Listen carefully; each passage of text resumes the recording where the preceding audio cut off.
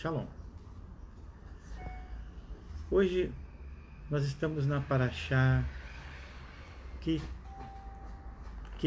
Tetse, que quer dizer sair para a luta. Vamos lá. 74 dos 613 mandamentos da Torá, das 613 mitzvot, elas estão nessa Parashá, na Parashá Ki Tetse. É uma das Parashás que contém mais mandamentos de todas elas. Isso inclui, sabe, como você já deve ter lido nessa Parashá, inclui as leis da prisioneira, né? Quando a tribo de Israel, quando o povo de Israel capturava um povo inimigo em batalha, se um dos israelitas se engraçasse, né, uma das prisioneiras, ele poderia ficar com ela. E como você leu aí, tem uma série de exigências para isso, né? Essa Parashá também trata dos direitos da herança do primogênito, trata do filho rebelde, aquele filho que não obedece e que nessa época era levado aos portões da cidade, o filho desobediente e rebelde, e era apedrejado até a morte. Fala também sobre uma cerca, um parapeito, uma cerca em volta do telhado da casa. Hoje nós não temos muito uma ideia de como isso é, porque nós não temos mais esse tipo de construção aqui. Mas você imagine uma casa quadrada sem telhado, e a parte de cima era habitada para orações e para uma série de outras coisas. E há nessa Parashá uma instrução de construir uma cerca ao redor, para que ninguém caia, para que uma pedra não caia e mate alguém, e todas essas coisas. Há nessa Parashá também várias formas de legislação sobre híbridos de plantas e animais proibidos, que é chamado de Kilaim. Também são relatados nessa Parashá os procedimentos judiciais e as penalidades por estupro, sedução de uma mulher solteira, por um marido que acusa falsamente a sua esposa de infidelidade, uma mulher, uma pessoa que é nascida de um relacionamento incestuoso, chamado de mamzer, não pode se casar. Um homem descendente de moabitas não pode se casar com uma mulher da tribo, né, de Israel. Uma mulher amonita também não pode, uma mulher edomita também não pode. A primeira e a segunda geração dos egípcios também não podem. Então há uma série de leis que são discutidas nessa Parashá. Essa Parashá também inclui leis sobre a santificação de um campo militar, a pureza.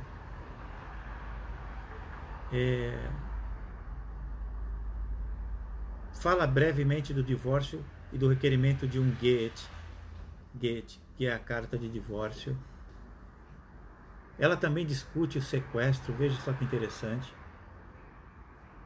Também discute sobre leis trabalhistas, sobre pagar os trabalhos de alguém no tempo apropriado, o valor correto.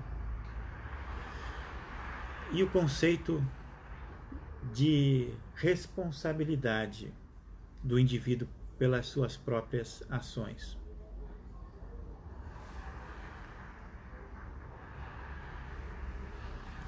A Torá, nessa porção, também discute de uma maneira muito especial o dever em relação ao órfão e à viúva. Define algumas leis sobre o casamento levirato. Em algumas traduções, levirado. O que é esse tipo de casamento? É o casamento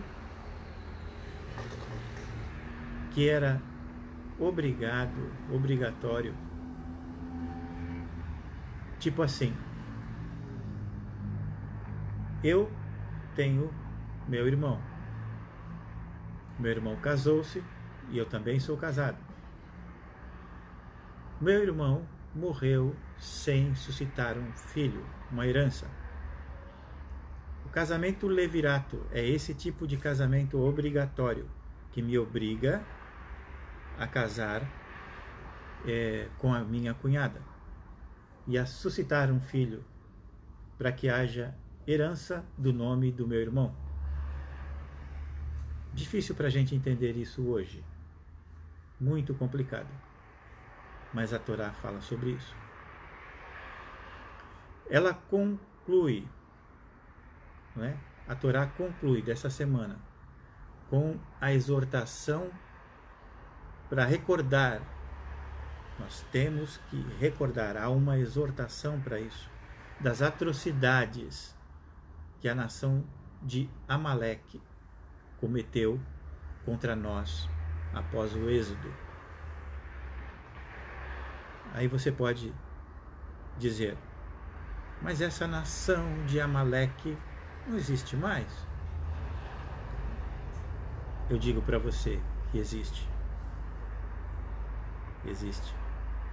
A Bíblia diz que a nossa luta contra Amaleque seria eterna.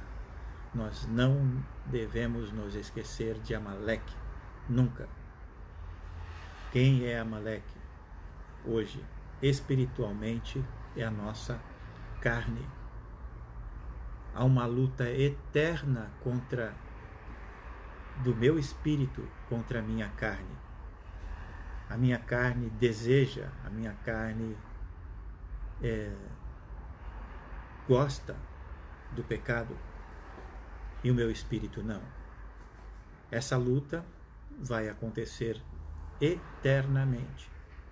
Eu e você nunca vamos estar livres da nossa luta contra a carne, contra os pecados e os desejos da carne.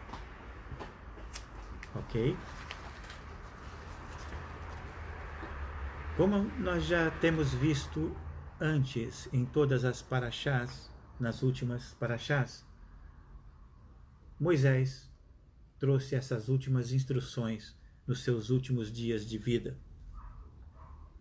Devarim, o livro de Deuteronômio, é dividido em 4 discursos principais de Moisés, como nós temos falado nessas últimas paraxás, que é o discurso introdutório, o discurso principal, a Torahá, que é a admoestação, e a Teshuvá, que é o arrependimento.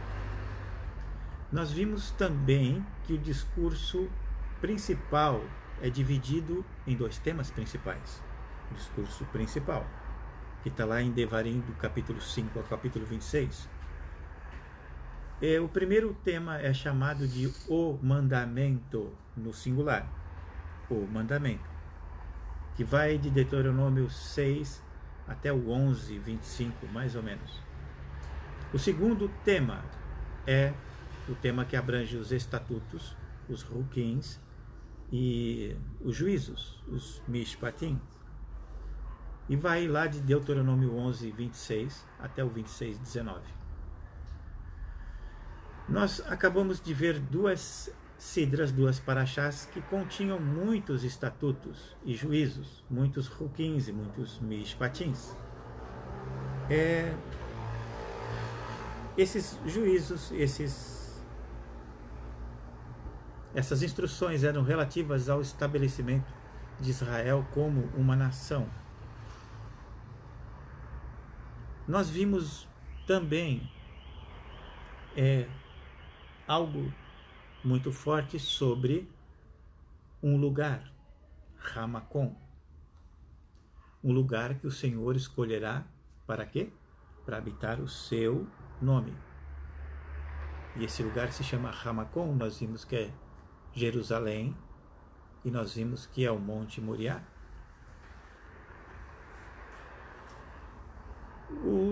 Todo o foco dessa paraxá que nós estamos vendo hoje parte de uma premissa muito forte, que é a Shema, o mandamento. O mandamento. Então nós vamos dar uma olhadinha hoje na paraxá que fala sobre os mandamentos. O primeiro mandamento, Deuteronômio 5, versículo 6, diz assim, primeiro mandamento: Eu sou o Senhor teu Deus, que te tirei, da onde? Da terra do Egito, da casa da servidão. Esse é o primeiro mandamento. Ele está relacionado em acreditar e confiar em Deus, pois Ele é o único Elohim. Se não contaram para você, contaram para mim.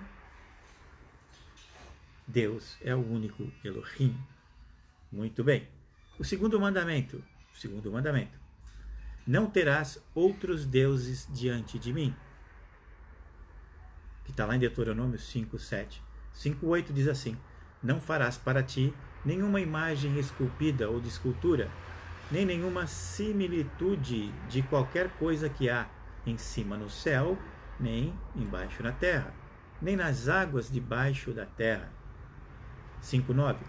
Não te encurvarás a elas, nem as servirás, porque eu, o Senhor teu Deus, sou Deus zeloso, que faço visita para castigar, prestem atenção, castigar sobre os filhos a iniquidade dos pais. A palavra iniquidade aqui, ela quer dizer o descumprimento da lei, da Torá. A Torá não foi jogada fora. Jesus não veio para abolir nada. Ele veio para cumprir, dar cumprimento, continuar. Certo? Continuando aqui. Não te encurvarás a elas, nem as servirás, porque eu, Senhor teu Deus, sou zeloso, que faço visita para castigar sobre os filhos a iniquidade dos seus pais, até a 3ª e 4ª geração daqueles que me odeiam. Versículo 10. E faço misericórdia a milhares dos que me amam e guardam o meu mandamento. Aqui está como meus mandamentos, mas é o mandamento, ok? Então aqui nós temos, nesses versículos, a proibição da idolatria. Seja idolatria de pastores, seja idolatria de apóstolos, rabinos, whatever. Seja idolatria de padres, qualquer tipo de coisa que você coloque, o que eu coloque no lugar de Deus, é idolatria, é pecado. O terceiro mandamento, Deuteronômio 5, versículo 11, diz assim: Não tomarás o nome do Senhor teu Deus em vão, porque o Senhor não terá por inocente ao que tomar o seu nome em vão. Aqui nós estamos falando da santificação do nome de Deus. E o nome de Deus não é um nome. Meu nome é Edson, o seu é João, Maria, José. Há um entendimento muito errado do que seja um nome. Nós, no nosso pensamento grego-romano, costumamos dar nomes. Como o meu, por exemplo, Edson, não quer dizer nada. Em hebraico, na língua que o Senhor escolheu, para escrever. Os nomes significam coisas, significam personalidade, significam ação, significam o próprio eu da pessoa. Então o nome de Deus é o próprio Deus. Santificar o nome de Deus não é não dizer, meu Deus, eu não posso falar o nome de Deus. Não. É saber que obedecer é melhor. É saber que quando eu confio, Ele entra com providência. É saber que mesmo eu não vendo as coisas, eu tenho a evidência de que elas existem. É ter certeza de que Deus é Deus. O quarto mandamento está lá em Deuteronômio 5, do versículo 12 até o 14. Diz assim: quarto mandamento. Quarto mandamento. Os outros todos sabem, de cor e salteado, eu creio. Mas o quarto é deveras complicado. Diz assim: guarda o dia de sábado para santificar, para separar, como te ordenou o Senhor teu Deus. Guarda o dia de sábado. Isso é um mandamento? É um mandamento.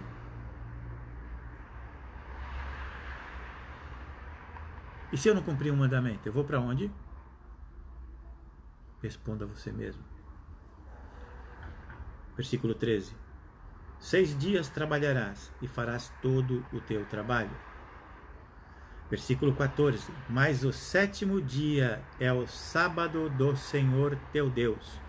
Não farás nenhum trabalho nele, nem tu, nem teu filho, nem tua filha, nem teu servo, nem a tua serva, nem o teu boi, nem o teu jumento, nem animal algum teu, nem o estrangeiro que está dentro de tuas portas, para que o teu servo e a tua serva descansem como tu. Porque te lembrarás que foste servo na terra do Egito, e que o Senhor teu Deus te tirou dali com strength, hand, com mão forte e braço estendido. Por isso o Senhor teu Deus te ordenou que guardaste o dia de sábado. Cabe uma observação aqui. A palavra sábado, traduzida como sábado, não tem nada a ver com o nosso sábado grego-romano. A palavra certa, correta aqui é Shabat.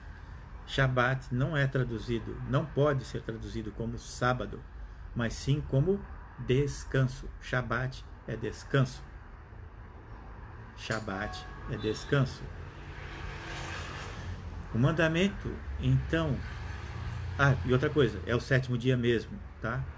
Que nós temos como nosso sábado semanal. Não é o domingo, não. É o sábado. Mas não tem a ver com sábado.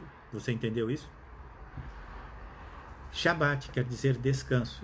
Então, o que Deus está falando aqui, guarda o dia de descanso para o santificar, como te ordenou o teu Deus. 6 dias trabalharás, farás o teu trabalho, mas o 7º dia é o dia de descanso do Senhor teu Deus. Por que isso? Por que o número 7 e o descanso para o homem? Porque Deus sabe que nós somos... Sabe não, né? Ele... Como diz um amigo meu, Deus, God is more smarter than we are. Ou seja, Deus é muito mais esperto do que eu e você. Então ele sabia que nós, como crianças, porque Deus não tem filhos adultos nem adolescentes, ou algo parecido, ele tem crianças, ele saberia que nós esqueceríamos. Então ele deixou uma ordenança, e isso é uma ordenança, é um mandamento, para que eu e você nos lembremos, uma vez por semana, que nós deveremos e devemos e faremos descansarmos no Senhor. Então esse dia é para me lembrar que eu devo descansar no Senhor em todas as coisas, de todas as formas. Eu não devo me preocupar com o dia de amanhã, com o dia de ontem e com o dia de hoje. Eu devo deixar tudo nas mãos de Deus. Isso não quer dizer que eu não devo fazer nada. Me sentar, cruzar os braços e ficar aguardando que caia do céu. Não, isso não quer dizer isso. Mas quer dizer que a minha confiança está no homem, no meu chefe, no meu irmão, even though my wife, mesmo na minha esposa, nos meus filhos, nos meus pais. Devo confiar? Lógico que devo confiar neles. Mas a minha confiança tem que estar primeiro em Deus. Tudo o que acontece comigo, eu sei que é uma permissão de Deus. Tudo o que acontece de bom ou de ruim, algo eu tenho que aprender. E não cometer o mesmo erro se for um erro. Se for um acerto, fazer mais vezes e melhorar. Ok? Quinto mandamento. Deuteronômio 5,16. Honra teu pai e a tua mãe, como o Senhor teu Deus te ordenou, para que se prolonguem os teus dias e para que se vá bem na terra que te dá o Senhor teu Deus. Aqui nós estamos entendendo o princípio de autoridade. Porque pai e mãe nem sempre são exatamente os pais e mães biológicos. Não é? Às vezes nós temos, como no meu caso, eu tenho meu pai que está no céu e tenho a minha mãe que está na terra, que é a minha pastora. E cada vez que eu escorrego no tomate, eu levo alguns puxões de orelha, eu sou repreendido, o conserto é feito.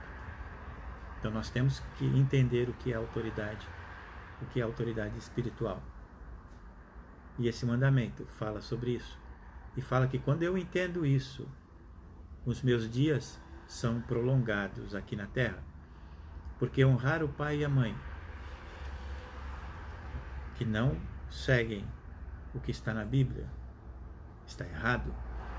Eu tenho que honrar o pai e a mãe que seguem o que está na Bíblia. Não tem a ver com religião, em absoluto. Tem a ver com mandamentos, tem a ver com princípios. Paulo disse: miserável homem que sou. Imagine, Paulo, um cara que teve toda a intimidade com o Senhor. Longe de mim chegar lá, mas eu pretendo, nesses últimos dias eu pretendo estar caminhando para a santidade. Mas se Paulo disse isso, o que eu vou dizer eu? Miserável lixo que sou, porque Paulo ainda era homem. Eu sou lixo perto do que Paulo foi. E graças a Deus, glória a Deus, porque Deus ainda olha para esse garbage, para esse lixo e transforma. Às vezes quebra, joga de uma bicicleta, esmaga, né? Às vezes joga de uma bis no chão, sei lá, para que o vaso seja refeito nos moldes do Senhor. Às vezes é muito difícil entender isso, muito difícil viver isso, mas se eu compreendo que Deus é Deus, eu vou entendendo as lições. Sexto mandamento, muito simples: não matarás. Precisa de explicação? Esse mandamento é a santificação da vida. Sétimo mandamento: não adulterarás. É a santificação da vida sexual. Oitavo mandamento: não furtarás. é a santificação da propriedade. 9º mandamento, não dirás falso testemunho contra o teu próximo. É a santificação da verdade. A verdade emet. Tem princípio, meio e fim. A verdade só tem um nome. E esse nome é Yeshua. Eu sou a verdade. O caminho, a verdade e a vida. Yeshua é a verdade. 10º mandamento. 5:21. Não. Calma, gente. Só uma borboleta. Já vou. 7º mandamento. 10º mandamento. Não cobiçarás a esposa do teu próximo e não desejarás a casa do teu próximo, nem o seu campo, nem o seu servo, nem a sua serva, nem o seu boi, nem o seu jumento, nem coisa alguma do teu próximo. Isso está relacionado ao quê? Ao contentamento. Ao contentamento. Eu devo estar satisfeito com o que eu tenho. Não querer nada de ninguém.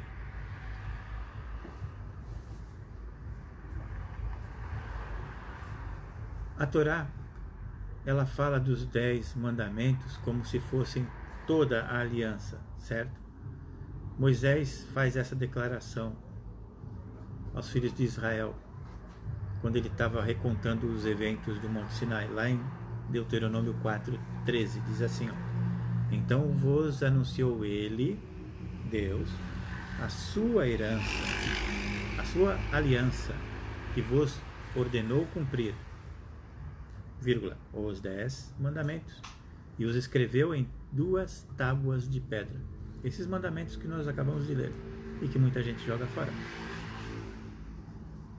Agora que nós sabemos os temas associados a cada um dos 10 mandamentos, e se você quiser depois, você pode escrever para mim e eu te mando uma cópia desse estudo, né?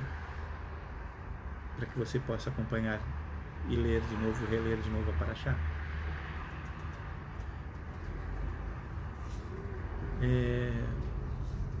Aqui a gente fala no estudo de muitas coisas, mas eu quero traçar as informações que nós acabamos de ver. Deuteronômio 6:12 tem um tema da fé em Deus e a rejeição da idolatria. 12 ao 14, honrar o nome, que é o 3º mandamento. 15:16, versículos 15 e 16, é a santificação do templo, que é o 4º mandamento. Versículo 16, capítulo 16, versículo 18, do 18 ao 22, respeitando a autoridade, que está relacionada ao 5º mandamento. Do 19 ao 21 é a santificação da vida, 6º mandamento. Do 22 ao 23 é a santificação da intimidade, 7º mandamento. Do 23 ao 20 é a santificação da propriedade, 8º mandamento. Do 19 ao 21 é a santificação da verdade. E o 24 é a cobiça, relacionado ao 10º mandamento.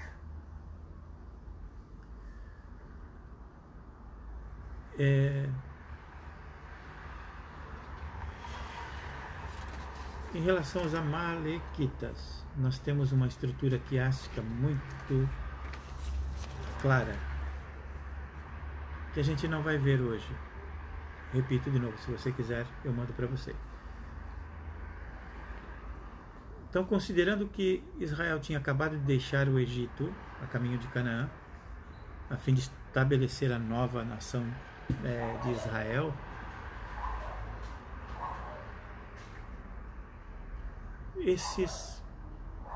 todas essas indicações são para que a gente assuma aquilo que nós fomos chamados a cumprir. Esse é o meu e o teu ministério, cumprir os mandamentos. Como fazer isso, como levar outros a fazer isso, é outra coisa. Lá em Deuteronômio 25:17 diz assim, ó, para a gente terminar. Lembra, Deuteronômio 25, 17. Lembra-te do que te fez Amaleque no caminho quando saías do Egito, como te saiu ao encontro no caminho e feriu na tua retaguarda todos os fracos que iam atrás de ti, estando tu cansado e afadigado, e não temeu a Deus. Amaleque não teme a Deus, a carne não teme a Deus. A carne te ataca por onde? Amaleque te ataca por onde? Por trás, pela tua retaguarda, que é onde você não tem olhos para vigiar, que é onde você não tem olhos para olhar. Vigie o tempo todo o tempo, porque o Senhor é bom e a sua misericórdia dura para sempre. Que o Senhor te abençoe e te guarde, faça resplandecer sobre ti o seu rosto e te dê shalom. Até a próxima semana. Shalom.